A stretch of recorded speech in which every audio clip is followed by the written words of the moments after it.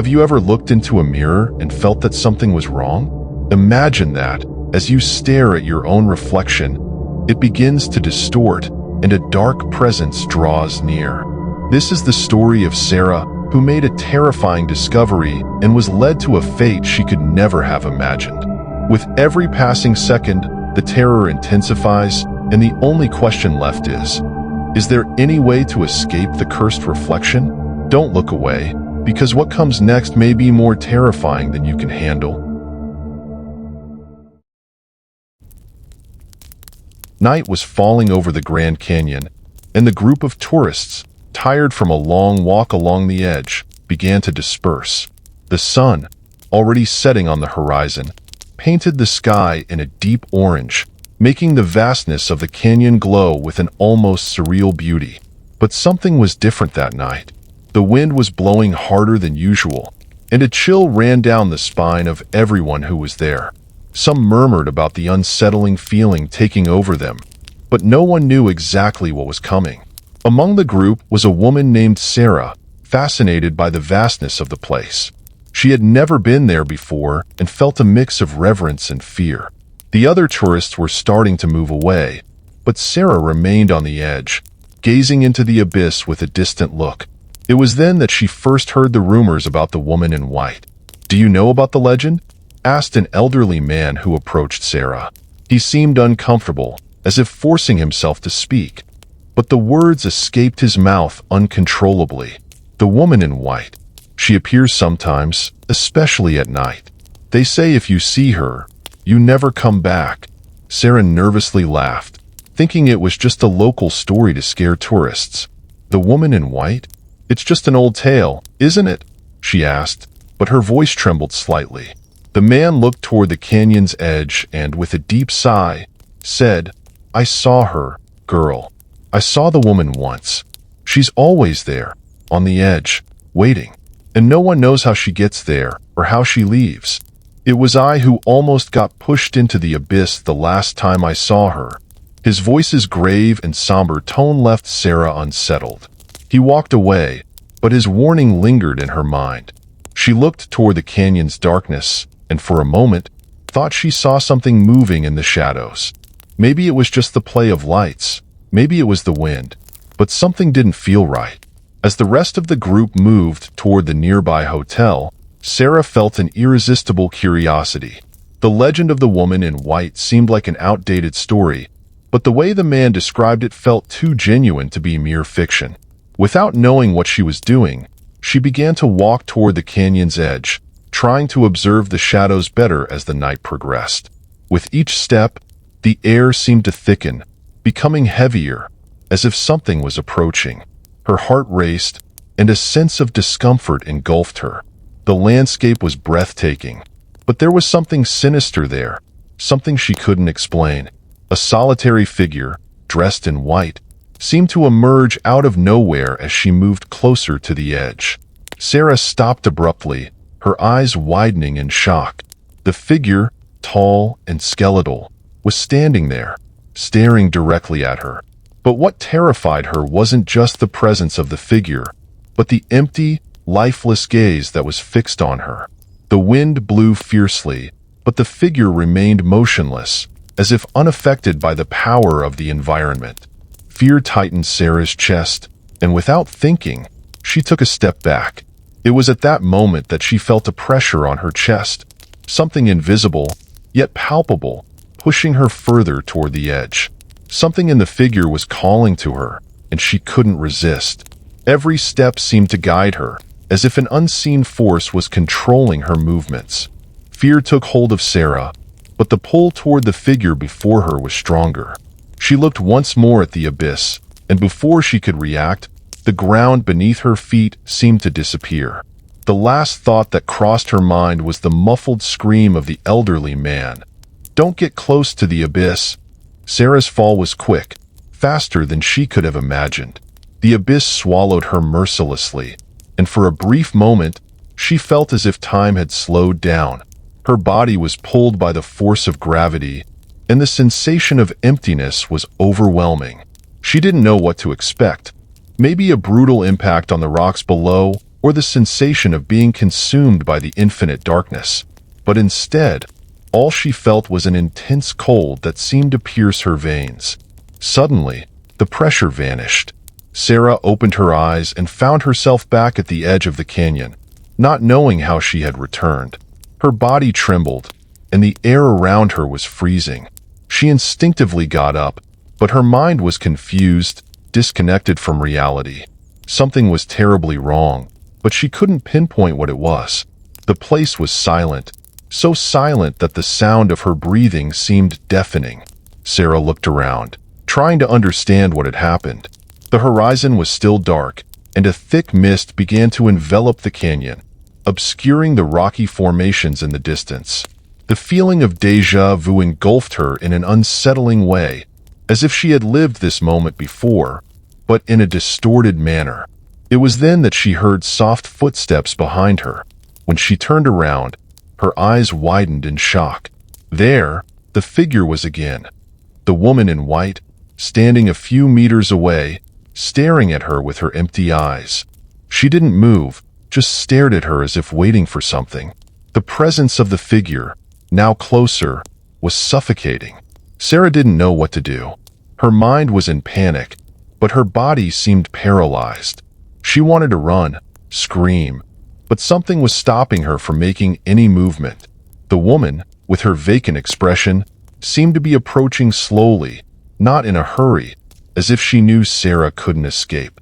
Every step she took made the air around Sarah heavier, colder. The fear gripped her throat, making it difficult to even breathe. "Are you real?" Sarah finally managed to whisper, her voice weak and trembling. The woman didn't answer. Instead, she slowly extended her hand, as if inviting Sarah to approach. The gesture was gentle, but the terror it caused was palpable. Sarah took a hesitant step back, trying to move away from the figure. But as she did so, she realized the ground was beginning to give way beneath her feet, as if the very earth was retreating. The sensation of being pulled back into the abyss was immense, and with a muffled scream, Sarah tried to run, but her feet wouldn't move. Fear took over her, and her muscles seemed to become rigid, unable to respond. The woman, without haste, began to walk towards Sarah, and as she did, a soft whisper started to fill the air. The words were impossible to understand, but the sound seemed to resonate inside Sarah's head, as if she were hearing the voice of someone lost long ago. The figure was now only a few steps away, and suddenly, the woman spoke, her cold voice echoing in the silence of the night. "You can't escape. You will never leave here." Sarah tried to scream, but her voice failed. She felt a pressure on her chest, as if the weight of the woman's presence was too crushing to bear. The abyss was there, within her reach, but now it seemed to be just the beginning of something much darker. The woman in white approached slowly, and with each step, it felt like her presence weighed heavier on Sarah's heart. The air around her grew dense, as if the very space itself were against her. The sensation of being consumed by something larger, something supernatural, intensified with every passing moment. The woman's empty gaze fixed on Sarah with such intensity that it made her feel small, insignificant in the face of that presence. There was no anger, no hatred, just a heavy silence that seemed to drag itself deep into her soul. You can't let me go," Sarah murmured, trying to find strength to escape from this paralysis. But her words were lost to the wind, as if the woman didn't even hear them. When the woman extended her hand, Sarah felt an invisible force, like a magnet, pulling her closer. She tried to resist, but something within her was being drawn to that touch, as if it were an inevitable fate. The pressure in her chest grew, and her legs faltered. She was about to fall again when, suddenly, the space around her seemed to distort. The stars in the sky seemed to scatter, as if the very night were dissolving. The woman in white took another step, and this time, when Sarah looked at her hands, she noticed something strange. Her own fingers were beginning to disappear, as if they were being erased by the same mist that enveloped the canyon. She screamed, but no sound came from her mouth. The sight of her hands slowly disintegrating was more terrifying than anything she had ever experienced. No, no, this can't be real. Sarah finally managed to scream in her mind, but her voice seemed to never reach the world around her. She no longer knew where she was, the canyon, the abyss. All of it had vanished. All that remained was the woman and the penetrating cold. The woman smiled, a hollow and unsettling smile, and with a voice as soft as the wind, said, "You're closer than you think." It was then that Sarah realized she was no longer in the same place. She was no longer at the edge of the canyon. The scenery around her had completely changed. Where there had once been the vast, dark expanse of the Grand Canyon, now there was a dense forest filled with ancient, twisted trees that seemed to whisper her name. The ground beneath her feet was soft, covered in moss, and the air was saturated with a sweet, decaying scent, as if something very old was waiting there for her. The woman, with no haste, began to walk toward a small cabin that stood between the trees. Sarah, still dazed, followed unwillingly, as if her feet no longer obeyed her will. She wanted to scream, call for help, but her throat was dry, and her voice seemed to be swallowed by the oppressive forest. As she drew closer to the cabin, an even deeper sense of terror took hold of Sarah. Something was wrong. Something very wrong. She knew the woman was leading her somewhere, but she didn't know what or why. The door to the cabin creaked open slowly, as if it had been waiting for her. When Sarah entered, the sight before her froze her in place. Inside the cabin, there was an old wooden table with objects that seemed too ancient to belong to this time. But what frightened her the most was the mirror hanging on the wall, reflecting her own image, but it wasn't her. The reflection was a version of herself, but with empty eyes, like the woman's, and an expression of despair. The woman was now behind her, whispering in her ear, "Look closely. You already belong to this place." Sarah felt the weight of each word from the woman echoing in her mind, as if the air around her had become thicker, denser. She looked into the mirror, unable to look away from the distorted version of herself reflected back. Her own eyes were empty, soulless, as if she were a shadow of what she once was. Fear engulfed her completely, but at the same time, a strange sense of resignation took over her body. It was as if, somehow, she knew there was no turning back. The woman, now beside her, watched Sarah's reaction without saying a word. Her face was immersed in a chilling silence, but her eyes, now more penetrating, seemed to monitor every movement of Sarah, as though she were being tested. The feeling of being watched by something beyond human comprehension was terrifying. Who are you?" Sarah finally managed to whisper, her voice broken by anxiety.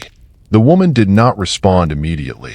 Instead, she stepped away from the door of the cabin and walked toward the center of the room, where a dark wooden table was covered with objects that seemed to belong to a forgotten time. The atmosphere was filled with a dark energy, and the air, even heavier now, seemed to suffocate Sarah with every breath. She tried to move away from the woman, but her legs felt heavy, as if the ground beneath her feet was becoming a prison. "You know who I am," the woman finally replied, her voice soft but filled with indescribable power. "I am the guardian of this place. Those who enter here do not leave, Sarah." Those words hit her like a punch. Sarah felt her vision darken for a moment, but she forced herself to keep her eyes open, determined to understand what was happening. She knew she couldn't let herself be consumed by panic, but the fear was still immense. The woman continued, almost as if she were reading Sarah's thoughts. "This place is not real to you. It is a prison, a reflection of something you don't understand. You should not be here. But now there is no choice." Sarah looked around the cabin, searching for something that could help her escape. There were no visible windows, only walls of aged wood and the mirror, which seemed to be the only way out of this nightmare. She took a step toward the mirror, but the woman stopped her with a penetrating gaze.